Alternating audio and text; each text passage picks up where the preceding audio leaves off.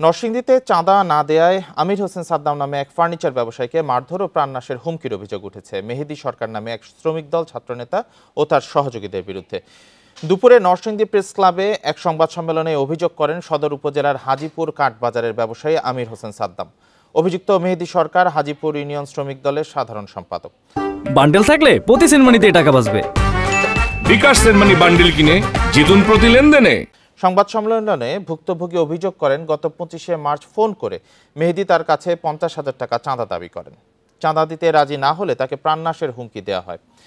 হুমকির মুখে নিজ ব্যবসা প্রতিষ্ঠান পরিচালনা করতে পারছেন না ওই ব্যবসায়ী। এই ঘটনায় থানায় অভিযোগ দেওয়ার 7 দিন পরেও মামলা নথিভুক্ত না হওয়ার অভিযোগ করেন ভুক্তভোগী ব্যবসায়ী। তবে অভিযোগ অস্বীকার করেন মেহেদী। বিষয়টি তদন্ত করে দেখা হচ্ছে বলে জানিয়েছে পুলিশ। বিগত 7 মাস যাবৎ আমার কাছ থেকে চাঁদা নেওয়ার জন্য বিভিন্নভাবে ফোন দিয়ে হুমকি দামকি প্রদান করতেছে। আমি তাদের হুমকি দামকে পরোয়া না করাতে তারা আমারে গত 4/4/2025 তারিখে